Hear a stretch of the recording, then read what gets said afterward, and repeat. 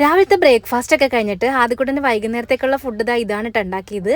ഇത് നമ്മൾ പാലുവാഴയ്ക്ക എന്നൊക്കെ പറയും കേട്ടോ. അതായത് അതുപോലെ ഏത്തക്ക കാച്ചിയതെന്നൊക്കെ പറയും. പിടിയും അതുപോലെ ഏത്തപ്പഴമൊക്കെ ഇട്ടിട്ട് തേങ്ങാപ്പാലിൽ കുക്ക് ചെയ്തെടുക്കുന്നതാണ്. ആദ്യക്കൂട്ടൻ അത് നന്നായിട്ട് ഇഷ്ടമാണ് കേട്ടോ.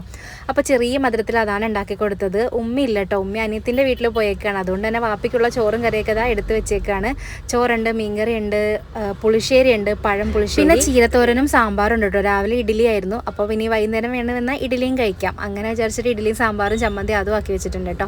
പിന്നെ നമ്മളിതാ പകുതി വരെ ഇക്കാൻ്റെ കാറിൽ പോയി. ബാക്കി നമ്മൾ യൂബറിലാണ് കേട്ടോ പോയത്, ഓട്ടോയിലാണ് പോയത്. അങ്ങനെ പച്ചക്കറിയൊക്കെ എടുത്ത് ഇങ്ങോട്ട് വെച്ചിട്ടുണ്ട് കേട്ടോ. ഇത് കടയിലേക്ക് വേണ്ടിയിട്ടുള്ളതാണേ. അങ്ങനെ നേരെ ഞാൻ കടയിൽ ചെന്നു. അവിടെ കുറച്ച് തിരക്കുണ്ടായതുകൊണ്ട് ബാക്കി വീഡിയോസൊന്നും എടുക്കാൻ പറ്റിയില്ല കേട്ടോ. പിന്നെ വൈകുന്നേരം അവർ പിറ്റേന്നത്തേക്കുള്ള പ്രിപ്പറേഷൻസ് ഒക്കെ തുടങ്ങിയിട്ടുണ്ട്. അപ്പോൾ അത് ഞാൻ ചുമ്മാ എടുത്തതാണ്. കോവയ്ക്കൊക്കെ എല്ലാവരും ഒന്ന് അരിഞ്ഞ് വെച്ചേക്കാണ്. നല്ല മഴയായതുകൊണ്ട് ഇറങ്ങാൻ കുറച്ച് ലേറ്റ് ആയതുകൊണ്ട് തന്നെ ഞങ്ങളൊരു ഷവർമ കഴിച്ചു കേട്ടോ വൈകിട്ട്. അത് കഴിച്ചിട്ടാണ് വീട്ടിലേക്ക് പോയത്. അത് കഴിഞ്ഞ് വീട്ടിൽ വന്നപ്പോൾ ആദ്യക്കൂട്ടൻ്റെ ഒരു എക്സ്പെരിമെൻറ്റ് ചെയ്യണം എന്ന് പറഞ്ഞിട്ട്, അവൻ്റെ ടെക്സ്റ്റിൽ ഒരു എക്സ്പെരിമെൻറ്റ് ചെയ്യണം എന്ന് പറഞ്ഞിട്ട് ഇതുപോലെ കുപ്പിയിൽ നമ്മൾ ബലൂൺ ഇങ്ങനെ ആക്കി വെച്ച് കൊടുക്കുക. എന്നിട്ട് ചൂടുവെള്ളത്തിലേക്ക് ഇറക്കി വെക്കുമ്പോൾ ബലൂൺ വീർത്ത് വരും കേട്ടോ. ഇത് കുഞ്ഞു ബലൂൺ ആയതുകൊണ്ട് അധികം വീർത്തില്ല, അല്ലെങ്കിൽ നന്നായിട്ടത് പൊന്തി വരും കേട്ടോ.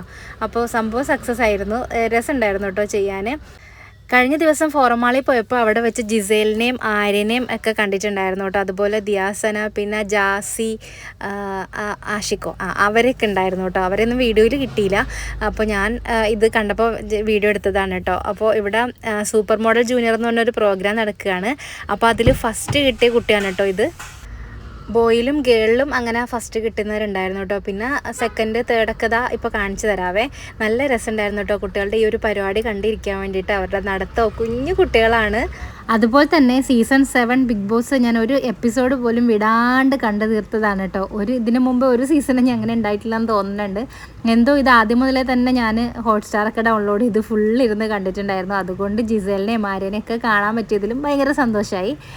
നിങ്ങളാരെങ്കിലും ഇതുപോലെ എല്ലാ എപ്പിസോഡും വിടാണ്ട് കണ്ട ആരെങ്കിലും ഉണ്ടെങ്കിൽ കമൻറ്റ് ചെയ്യണം കേട്ടോ.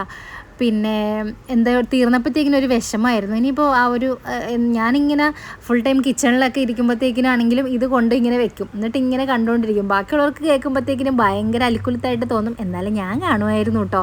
ഒളിച്ചും പാത്തും തെളിച്ചും മറച്ചൊക്കെ കാണുമായിരുന്നു.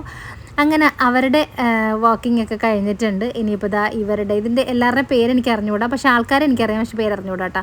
അപ്പോൾ അങ്ങനെ അവർ ജിസലിനെ മാത്രമേ അറിയുള്ളൂ. അങ്ങനെ അവരുടെ പിന്നെ നടത്തമൊക്കെ കഴിഞ്ഞിട്ടുണ്ട്, റാം വാക്കൊക്കെ കഴിഞ്ഞിട്ടുണ്ട്. പിന്നെ ആൺകുട്ടികളുടെ വിന്നറായത് ഈ കുട്ടിയാണ് കേട്ടോ. അപ്പോൾ ആര്യനാണ് അതിന് സാക്ഷ്യം ഗിഫ്റ്റൊക്കെ കൊടുത്തിട്ടുണ്ടായിരുന്നത്. എന്തായാലും നല്ലൊരു പരിപാടിയായിരുന്നു കേട്ടോ. അങ്ങനെ കുറച്ച് നേരം അതൊക്കെ കണ്ടിട്ട് ഞങ്ങൾ വീട്ടിൽ